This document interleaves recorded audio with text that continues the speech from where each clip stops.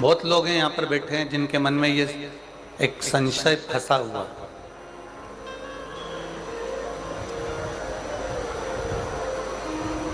बहुत सारे शिव भक्त आस्था चैनल के माध्यम से, फेसबुक यूट्यूब के माध्यम से कथा को सुन रहे हैं, उनके मन में भी ये संशय फंसा है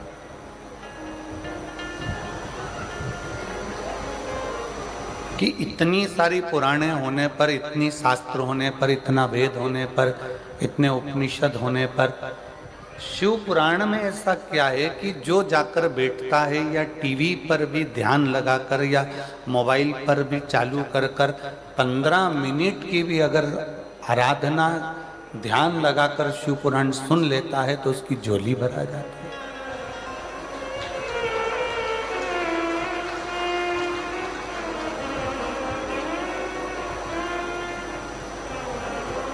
और ये केवल आप लोगों के मन का संशय नहीं, पूरे भारत की भूमि ही नहीं, देश विदेश में भी ये संशय है कि हमने इतनी पुराण, कई भागवत भी सुनी है, रामायण भी सुनी है, विष्णु पुराण भी सुनी है, नर्मदा पुराण भी सुनी है, लिंग पुराण भी सुनी है, नारद पुराण भी सुनी है, भविष्य पुराण भी सुनी है, गरुण पुराण भी सुनी है, हमने सारी कुर्म पुराण भी सुनी है, हमने ब्रह्म विवर्त पुराण भी सुनी है, हमने सारी पुराणों को सुना, पर ये शिव महापुराण की कथा में ऐसा क्या है?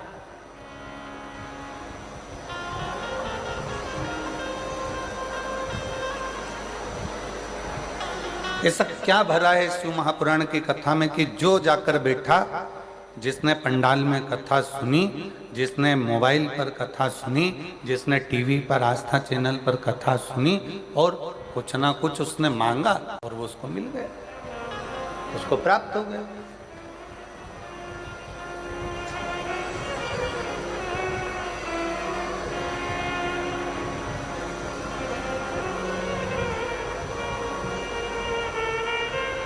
चार वेद, 6 शास्त्र, 18 पुराण, 108 उपनिषद, सब में सब कुछ है। सारा जीवन का सार भरा पड़ा है, परमात्मा की अविरल भक्ति भरी पड़ी। पर शिव महापुराण क्या दे रही है? ये इतने भक्तों का सैलाब, इतने शिव भक्त लगातार कई सालों से लगातार शिव की कथा सुनते हैं, मांगते हैं, झोली पसार कर लेते हैं और चले जाते हैं और फिर वापिस कथा में आ जाते हैं कि मेरे बाबा ने मुझे झोली भरकर फिर दे दिया, मेरे बाबा ने फिर प्रदान कर दिया, मेरे बाबा ने मुझे सब कुछ दे दिया, फिर आ जाते।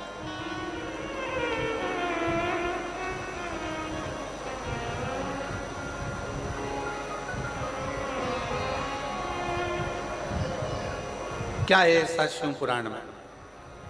तो बहुत सावधानी से सुनिएगा। जो लोगों के मन का संशय है कि इतनी पुराणों में हमने सुना, इतने शास्त्रों में सुना, इतने वेदों में सुना, इतने उपनिषदों में सुना, हमने सब कुछ सुना, पर शिव पुराण की कथा में ऐसा क्या है कि जाकर बैठो पंडाल में, जाकर सुनो पंडाल में, टीवी के सामने मोबाइल पर बैठकर दिल से अगर आराधना कर कर सुनी जाए तो बाबा मुराद पूर्ण कर देता है। इसमें है क्या? ये संशय एक व्यक्ति का नहीं, ये संशय संपूर्ण जगत का।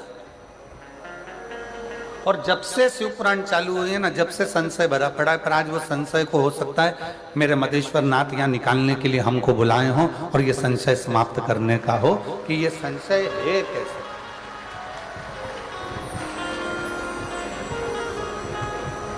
और आज अगर वो प्रसंग निकला है तो बड़े सावधानी से सुनिएगा। चारों वेद, 6 शास्त्र, 18 ही पुराण, सारे उपनिषद, किसी में भी, किसी के अंतर्गत भी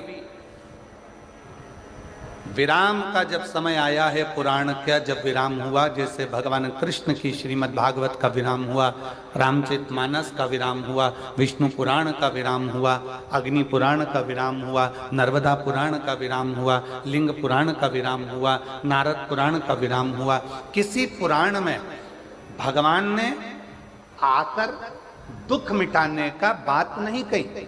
केवल एक शिव महापुराण की कथा ऐसी है जिसमें तुमरुका जी चंचुला देवी को कथा श्रवण करा रहे हैं और उसके यजमान स्वयं ईश्वर जी और गोरा जी अर्थात भगवान शंकर और पार्वती इस शिव महापुराण के यजमान बने हैं। अब यजमान का काम क्या है? यहाँ दिनेश जी ने कथा कराई, यहाँ बसंत जी ने कथा कराई, यहाँ पर हमारे माननीय मुख्यमंत्री जी की धर्मपत्नी भी बैठी हुई हैं, श्रीमती कौशल्या देवी सहाय जी भी बैठी हुई हैं, यहाँ पर बहुत सारे जिन्होंने पूर्व में कथाएं कराई हैं वो भी बैठे हुए हैं। तो यजमान का मतलब क्या? यजमान कौन? तो कहा यजमान कौन? तो कहा यजमान शिव पुराण का भागवत जी का यजमान राजा परीक्षित है, रामचरितमानस का यजमान काशी नरेश है। सारे पुराणों का कोई ना कोई यजमान है, पर शिव महापुराण का यजमान कोई मनुष्य नहीं है। शिव महापुराण का यजमान स्वयं शंकर और पार्वती है।